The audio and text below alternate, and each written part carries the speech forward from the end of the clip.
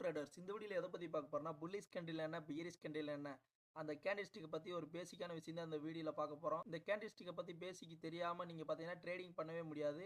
இப்போ வாங்க உங்களுக்கு நான் வீடியோல நல்லா தெளிவா சொல்லித் தரேன். நல்லா நோட் பண்ணிக்கோங்க. நீங்க இப்பதான் பார்த்தீங்கன்னா பைனரி ட்ரேடிங் பண்ணிட்டு இருக்கீங்கன்னா நம்ம சேனல் கண்டிப்பா உங்களுக்கு பயனுள்ளதா இருக்கும். மறக்காம நம்ம சேனலை சப்ஸ்கிரைப் பண்ணிட்டு கூட பக்கத்துல ஒரு பெல் பட்டன் வரும். அதை கிளிக் பண்ணிட்டு ஆல்னு செலக்ட் பண்ணி வச்சுக்கோங்க.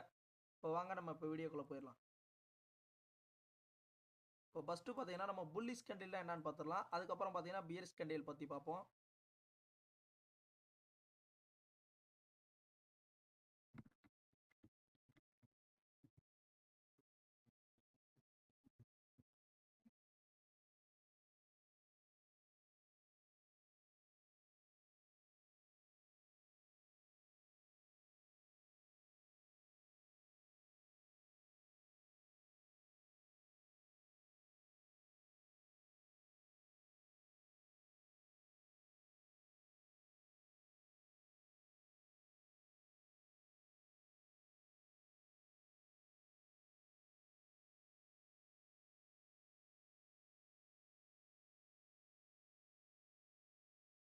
இது பார்த்தீங்கன்னா புல்லிஷ் கேண்டில்பாங்க.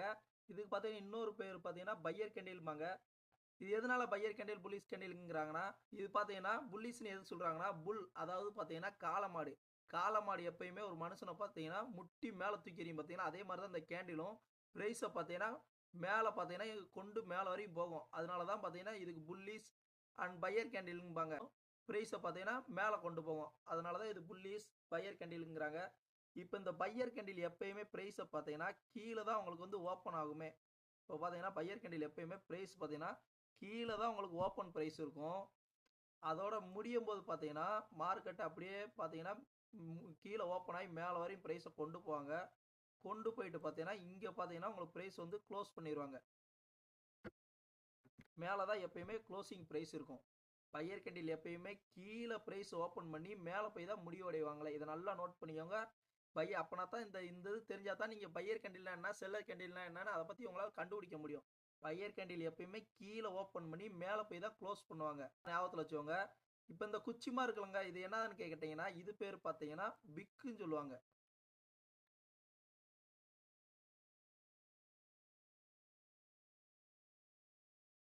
இது பேர் பார்த்தீங்கன்னா விக்கு அப்படி சொல்லுவாங்க.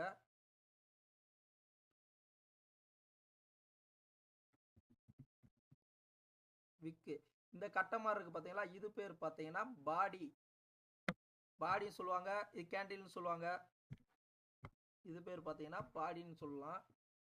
இப்போ இது எதுக்குங்க மார்க்கெட் எதுக்கு மேலே இங்கே இங்கே ஓப்பன் ஆகி எதுக்கு மார்க்கெட் மேலே போய் க்ளோஸ் ஆகுது, எதுக்கு இந்த குச்சி இந்த மாதிரி விக்கெல்லாம் ஃபார்ம் ஆகுதுன்னு கேட்டிங்கன்னா, இப்போ நல்லா சொல்கிறேன், அதை நல்லா நோட் பண்ணிக்கோங்க.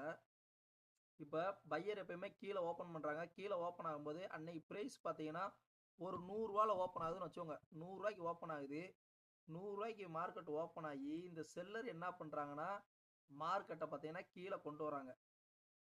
ஏன்னா ஏன்னா 100 ஓப்பன் பண்ணால் 100 அப்படியே இது பண்ண முடியாதுங்களா. இப்போ இப்போ நம்மளே பார்த்தீங்கன்னா இப்போ நீங்களே ஏதோ ஒரு கடை வச்சுருக்கீங்க, ஒரு துணி கடையோ ஏதோ ஒரு கடை வச்சுருக்கீங்க. இப்போ ஒரு சட்டை பார்த்தீங்கன்னா ஒரு 200 ஒரு 100 அந்த சட்டையை பார்த்தீங்கன்னா விலை ஜாஸ்தியாக இருக்குங்க, கொஞ்சம் குறைங்கன்னு சொல்கிற ஆள் இருப்பாங்க. சிலர் அந்த ரேட்டுக்கு வாங்குறவங்களும் இருப்பாங்க. இப்போ நீ 100 இப்போ ஒரு சட்டை இந்த இடத்துல இப்போ இன்னைக்கு நான் மார்க்கெட்டில் இப்போ 100 நான் இந்த சட்டை இன்னைக்கு விற்கலான்னு நினைக்கிற போது, ஏன்னா எல்லாரும் 100 வாங்கிட மாட்டாங்க. ஏன்னா கொஞ்சம் குறைச்சி கொடுங்க, ஒரு 20 குறைங்க, 30 குறைங்க, அந்த மாதிரி குறைப்பாங்களா. குறைச்சி தான் நம்ம என்ன பண்ணோம், சரி நம்மளுக்கு வியாபாரம் ஓடணும், 10 20 பார்க்கக்கூடாதுன்னு சொல்லி நம்மளும் அந்த காசுக்கு வாங்கிடுவோம். குறைச்சி கொடுத்துட்டு அவங்களுக்கு சட்டையாக கொடுத்துருவோம். அந்த மாதிரி தான் 100 இவங்க ஓப்பன் பண்ணாங்கன்னா சும்மா விட மாட்டாங்க. இந்த செல்லர் பார்த்தீங்கன்னா வாங்குறவங்க என்ன பண்ணுவாங்கன்னா விலையை குறைங்கன்னு சொல்லி விலையை வந்து குறைப்பாங்க. இப்போ 100 ஓப்பன் ஆனது. இப்போ பார்த்தீங்கன்னா செல்லருங்கிறது பியரிஷ். அதை பற்றி நான் வரைஞ்சி காட்டுறேன். இப்போ இதை நோட் பண்ணி வச்சோங்க. இப்போ 100 ஓப்பன் ஆனது. இங்கே பார்த்தீங்கன்னா இந்த செல்லர் என்ன பண்ணிட்டாங்க பார்த்தீங்கன்னா மைனஸ் பார்த்தீங்கன்னா ஒரு 50 வந்து கொண்டு வந்துட்டாங்க. மைனஸ் ஒரு 50 கொண்டு வந்துட்டாங்க. கொண்டு வந்துட்டு இந்த பையர் என்ன பண்ணுறான்னு பார்த்தீங்கன்னா, ஏன்னா இப்போ நீங்கள் ஒரு சட்டை விற்றுட்டீங்க, இப்போ ஒரு 2 ஆளுக்கு குறைச்சி கொடுத்துட்டீங்க, மறுபடியும் வரவங்க எல்லாத்துக்கும் குறைச்சி குறைச்சி கொடுக்க முடியாதுங்களா. அப்போ மறுபடியும் வேற ஆள் வரும்போது நீங்கள் உள்ள ரேட்டை தான் சொல்லணும். 100 தான் சொல்லுவீங்க. குறைச்சி வாங்கினாலும் நான் 80 விற்கிறேன் அந்த மாதிரி சொல்ல மாட்டேங்க, மறுபடியும் 100 தான் சொல்லுவீங்க. அதே மாதிரி ஏன்னா இப்போ இன்னைக்கு 100 விற்கிறோம், நாளைக்கு கொஞ்சம் டிமாண்ட் ஆகும்போது பார்த்தீங்கன்னா நான் வந்து விலையை இன்னும் கொஞ்சம் ஏற்றி கூட நான் வைப்பேன். மறுபடியும் குறைச்சி வாங்குறதுக்கு ஆள் வரும். ரைட்டுங்களா? இப்போ அதே மாதிரி தான் இப்போ பார்த்தீங்கன்னா நான் வந்து ஒரு 100 இப்போ மார்க்கெட் ஓப்பன் பண்ணிக்கேன். செல்லர் பார்த்தீங்கன்னா மைனஸ் ஒரு 50 கீழே கொண்டு வந்துட்டாங்க. மறுபடியும் பார்த்தீங்கன்னா நான் என்ன பண்ணுறேன், 50 குறைச்சிட்டு மறுபடியும் பார்த்தீங்கன்னா என்னோட வியாபாரத்தை வந்து நான் பெருக்கிறேன். அதனால விலையை ஏற்றுறேன். என்னோட தேவை வந்து இப்போ நான் விற்கிற பொருளோட தேவை அதிகமாக இருக்குது. அதனால நான் விலையை வந்து ஏற்றுறேன். இப்போ நான் எவ்வளோ வைக்கிறேன், ரூ. 100 ஆன ப்ரைஸை இப்போ பார்த்தீங்கன்னா நான் ஒரு ரூ. 150 நான் வைக்கிறேன். ரைட்டுங்களா? ரூ. 150 நான் கொண்டு போயிட்டேன் ப்ரைஸை மேலே. இப்போ ரூ. 150 நான் ப்ரைஸ் வந்து கொண்டு வந்துட்டேன். ஆனால் மறுபடியும் என்ன பண்ணுறேன், வாங்குற ஆளுங்க என்ன பண்ணுறாங்க, இவ்வளோ ரேட்டுக்கெல்லாம் என்னால் வாங்க முடியாதுங்க, கொஞ்சம் குறைச்சி கொடுங்க அந்த மாதிரி சொல்கிறாங்க. மறுபடியும் பார்த்தீங்கன்னா நான் ப்ரைஸ் வந்து குறைக்கிறேன். பார்த்தீங்கன்னா நான் வந்து பார்த்தீங்கன்னா ஒரு ரூ. 50 நான் மறுபடியும் குறைக்கிறேன். அதாவது செல்லர் வந்து குறைக்கிறாங்க.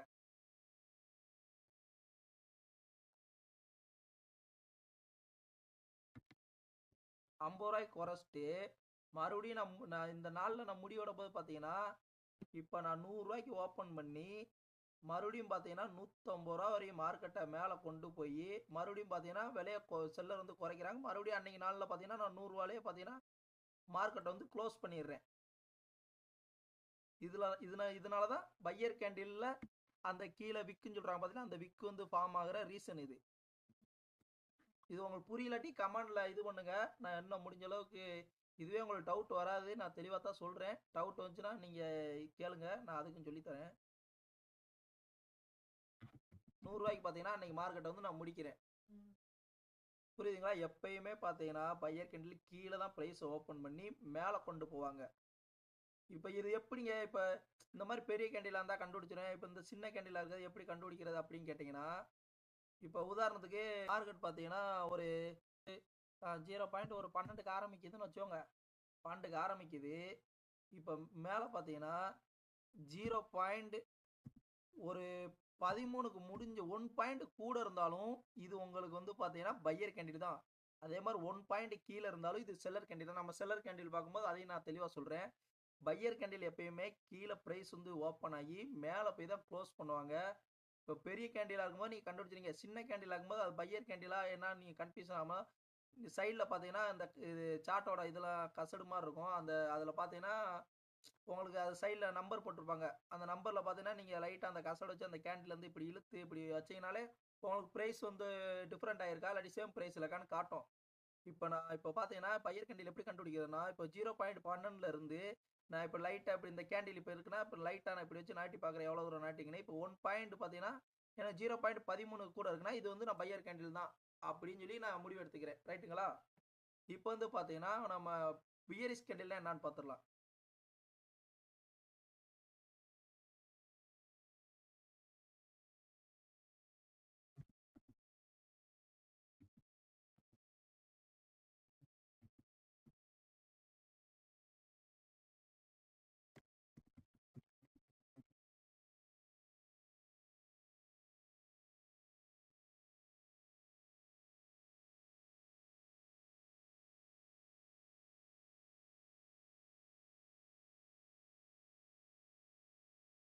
நினைக்கிறேன்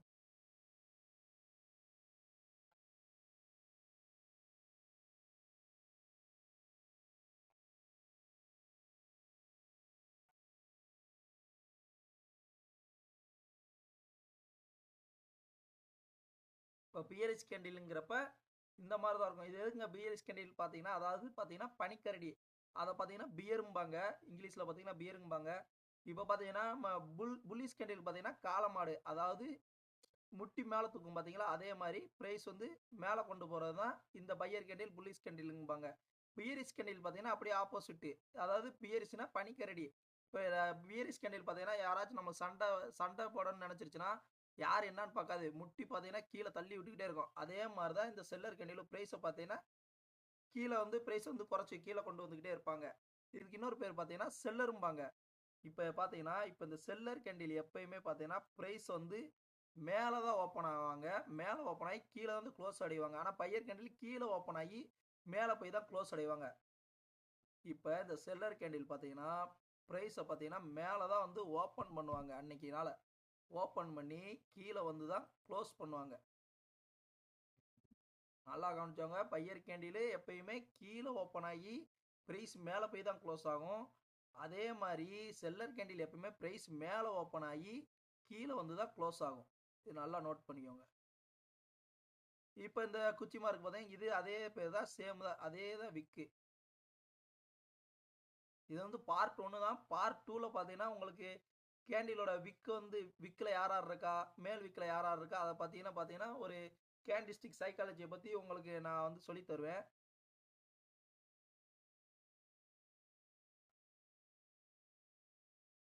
இது பேர் பார்த்தீங்கன்னா விக்கு.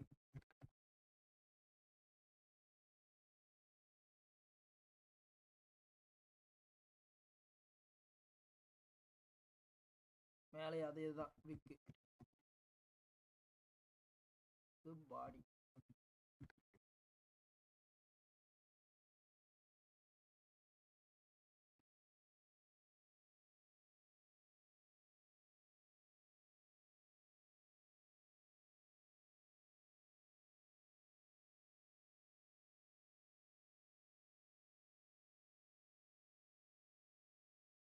இப்போ பையர் கேண்டிலே அன்னைக்கு ப்ரைஸ் பார்த்தீங்கன்னா 100 ரூபாய்க்கு ஓப்பன் பண்ணி மறுபடியும் பார்த்தீங்கன்னா 100 ரூபால வந்து முடிச்சுட்டாங்க.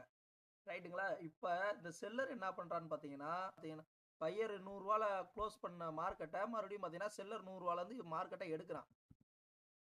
100 ரூபாய்க்கு ஓப்பன் ஆகுறான்.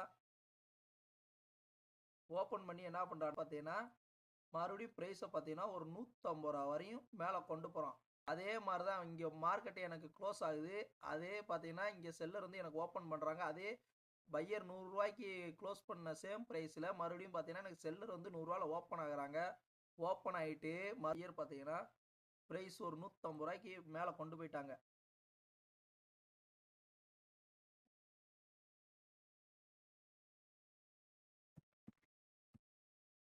₹150 ப்ரைஸை மேலே கொண்டு போயிட்டாங்க.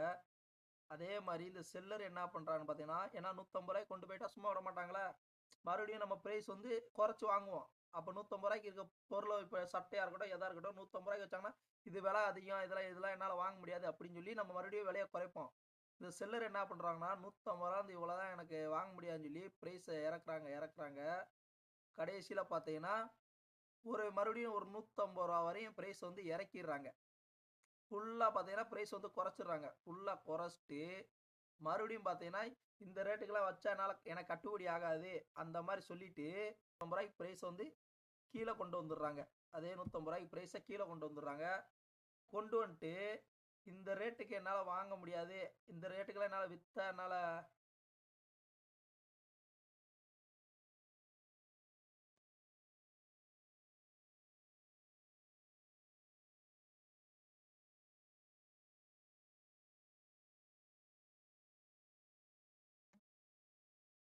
₹150 மார்க்கெட்டை மேலே கொண்டு போயிடுறாங்க. கொண்டு போயிட்டு மறுபடியும் பார்த்தீங்கன்னா 150 ரூபாலேருந்து பார்த்தீங்கன்னா மறுபடியும் பார்த்தீங்கன்னா ஒரு 100 ரூபா வரையும் மார்க்கெட் வந்து கீழே கொண்டு வந்துட்டாங்க. 150 ரூபா வரையும் மார்க்கெட்டை கீழே கொண்டு வந்துட்டாங்க. கொண்டு வந்துட்டு இது பார்த்தீங்கன்னா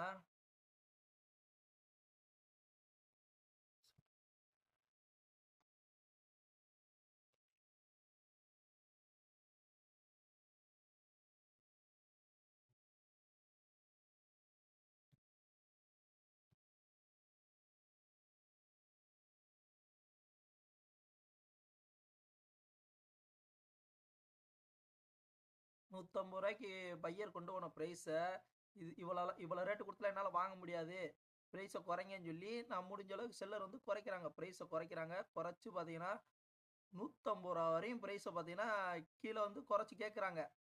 ஏன்னா இது வந்து பார்த்தீங்கன்னா டிமாண்ட் வந்து அதிகமாக விலை வந்து அதிகமாகும். அதே மாதிரி சப்ளை வந்து அதிகமாக பார்த்தீங்கன்னா விலை வந்து குறையும். இப்போ தக்காளி பார்த்தீங்கன்னா தேவை இருக்கு, ஆனால் பார்த்தீங்கன்னா மார்க்கெட்டில் அவ்வளோக்கா வந்து சேல் வந்து நடக்கலை. அதே மாதிரி தக்காளி சீசன் இருக்கும்போது பார்த்தீங்கன்னா நம்மளுக்கு பார்த்தீங்கன்னா விலை வந்து குறையும். பார்த்தீங்கன்னா இப்போ ஒரு கிலோ பார்த்தீங்கன்னா இப்போ 100 ரூபாய்க்கு விற்குதுன்னா அப்போ வந்து பார்த்தீங்கன்னா அது வந்து டிமாண்டு விலை வந்து ஏறுது. அதே மாதிரி தக்காளி அதிகமாக இருக்கும்போது தக்காளி அதிகமாக விளையும் போது பார்த்தீங்கன்னா இப்போ ஒரு கிலோவோட ப்ரைஸ் பார்த்தீங்கன்னா உங்களுக்கு 30 ரூபாய்க்கு கிடைக்கும், 20 ரூபாய்க்கு கிடைக்கும். இந்த மாதிரிலாம் கிடைக்கும். வாங்கியிருப்பீங்க, நீங்களே பாருங்கள், வாங்கியிருப்பீங்க. இந்த மாதிரி பார்த்தீங்கன்னா உங்களுக்கு கிடைக்கும். அதனால பார்த்தீங்கன்னா 150 ரூபாய்க்கு கொண்டு போனதை அன்னைக்கு சீசன் வந்து ஆரம்பிச்சிருச்சு. 150 ரூபாய்க்கு அன்னைக்கு டிமாண்ட் இருந்திருக்கு. டிமாண்டில் 150 ரூபாய்க்கு வச்சிருக்காங்க. அதுலேருந்து பார்த்தீங்கன்னா சீசன் வந்து ஸ்டார்ட் ஆயிடுச்சு. அது என்ன ஒரு சீசனாக இருக்கட்டும். இப்போ உதாரணத்துக்கு இப்போ நம்ம ஒரு துணி கடை எடுத்துட்டாலும் இப்போ தீபாவளி சீசனு இந்த மாதிரி சீசன் பார்த்தீங்கன்னா சட்டை வந்து அதிகமாக சேல்ஸ் ஆகும். இப்போ ஒரு குழம்புக்கு போகிற தக்காளியோ ஏதோ ஒரு காய்கறி எடுத்துட்டாலும் அதோட அதோட டிமாண்ட் அதிகமாகும் போது பார்த்தீங்கன்னா விலை வந்து அதிகமாகும். அதோட சப்ளை வந்து குறையும் போது பார்த்தீங்கன்னா விலையும் வந்து குறையும் பார்த்தீங்களா. அதே மாதிரி இங்கே பார்த்தீங்கன்னா ரூ. 100 இங்கே ப்ரைஸ் வந்து எனக்கு ஓப்பன் ஆயிருக்கு டிமாண்டில். அந்த டிமாண்ட்லேருந்து மறுபடியும் பார்த்தீங்கன்னா மார்க்கெட் வந்து மேலே ரூ. 150 வந்து புஷ் பண்ணிட்டு மேலே போயிருக்கு.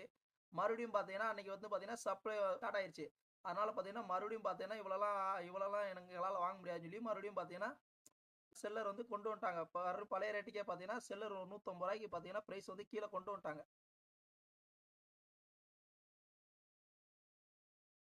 இப்போ நான் உதாரணத்துக்கு சொல்கிறேன். இது ஏன் உங்களுக்கு செல்லரு பையர்னு புரியறதுக்காண்டி தான் உங்களுக்கு நான் சொல்கிறேன். இது உங்களுக்கு புரியலாட்டி கமெண்ட்ல சொல்லுங்க. நான் அதுக்கேற்ற மாதிரி இன்னொரு வீடியோ கூட நான் எடுத்து கூட உங்களுக்கு நான் அப்லோட் பண்ணுறேன். ரூ. 150 கொண்டு வந்துட்டு இல்லை இவ்வளோலாம் குறைச்சிக்க முடியாது அப்படின்னு சொல்லிட்டு இந்த பையர் என்ன பண்ணுறான்னு பார்த்தீங்கன்னா மறுபடியும் அன்னைக்கு நாளில் பார்த்தீங்கன்னா ரூ. 100 ஓப்பன் ஆகி ரூ. 100 வந்து க்ளோஸ் பண்ணிடுறான் மார்க்கெட்டை.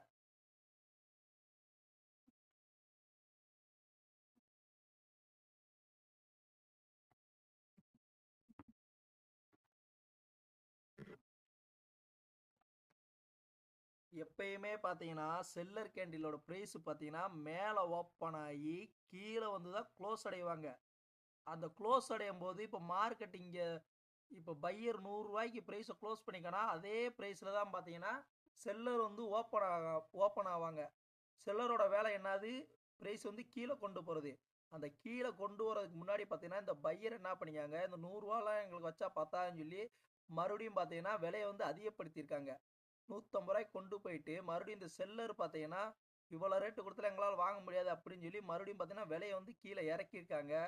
இந்த ரேட்டு கட்டாதுன்னு சொல்லி மறுபடியும் பார்த்தீங்கன்னா இந்த பையர் பார்த்தீங்கன்னா மறுபடியும் பார்த்தீங்கன்னா இருந்த ரேட்டுக்கே பார்த்தீங்கன்னா நான் வந்து மார்க்கெட்டை முடிச்சுக்கிறேன் அப்படின்னு சொல்லி ரூ. 100 வந்து முடிச்சுட்டாங்க. இந்த ஒரு செல்லர் கேண்டிலையும் பையர் கேண்டிலையும் பார்த்தீங்கன்னா விக்கு பார்த்தீங்கன்னா இதனால தான் ஃபார்ம் ஆகுது. இப்போ இந்த விக்கில் பார்த்தீங்கன்னா கீழே இருக்குது பார்த்தீங்கன்னா லோ பாயிண்ட் சொல்லுவாங்க. இந்த கீழே இருக்கிறது பார்த்தீங்கன்னா லோன்னு சொல்லுவாங்க.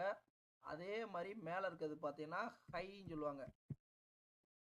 ஏன்னா மார்க்கெட்டை இவ்வளோ தூரம் கீழே லோவில் கொண்டு வந்து மார்க்கெட்டை இவ்வளோ தூரம் ஹை வரையும் கொண்டு போயிருக்காங்களா அதனால தான். அதே மாதிரி செல்லர் கேண்டிலும் பார்த்தீங்கன்னா கீழே இருக்கிறது தான் லோ பாயிண்ட்டு, மேலே இருக்கிறது ஹை.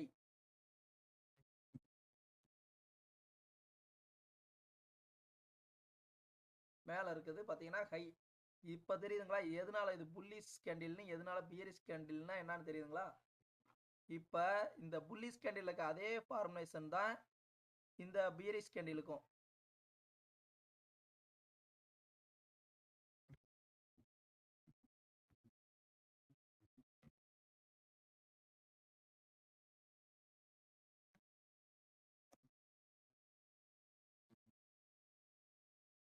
அதே மாதிரி இப்போ மார்க்கெட்டு இப்போ பாயிண்ட் ஒரு 11 வந்து இப்போ நீங்கள் செல் பண்ணுறீங்கன்னா அதோட ப்ரைஸு 1 பாயிண்ட் கீழே இருந்தாலும் அது உங்களுக்கு செல்லர் கேண்டில் தான். அதே மாதிரி இப்போ நீங்கள் 1.11 நீங்கள் வந்து செல் பண்ணுறீங்க அது 1 பாயிண்ட் மேலே போயிருச்சுனாலும் 1 பாயிண்ட் ஒரு 12 இப்படி போயிருச்சுனாலும் அது வந்து பையர் கேண்டில் தான். 1.11 நீங்கள் சேல் பண்ணும்போது அது 1 பாயிண்ட் கீழே குறைஞ்சாலும் அது உங்களுக்கு செல்லர் கேண்டில் தான். இப்போ இன்னைக்கு இந்த வீடியோவில் பார்த்தீங்கன்னா கேண்டிஸ்டிக்கை பற்றி ஒரு பேசிக்கான விஷயம் வந்து பார்த்தோம். நெக்ஸ்ட் வீடியோவில் பார்த்தீங்கன்னா இந்த விக்குக்குள்ளே யார் யார் இருக்கா, இந்த விக்கு என்ன சொல்லுது, இதை பற்றி பார்த்தீங்கன்னா இந்த பார்ட் 2ல் உங்களுக்கு வந்து நான் அப்லோட் பண்ணுறேன். வீடியோ உங்களுக்கு பிடிச்சிருந்துச்சுன்னா நம்ம சேனலை மறக்காமல் சப்ஸ்கிரைப் பண்ணிடுங்க. நெக்ஸ்ட் வீடியோ உங்களுக்கு வேணுமான்னு மறக்காமல் கமெண்ட் பாக்ஸில் கமெண்ட் பண்ணுங்கள். எவ்வளோ பேர் நீங்கள் இன்ட்ரெஸ்டடாக இருக்கீங்கன்னு நான் தெரிஞ்சுக்கிறேன். தேங்க்யூ.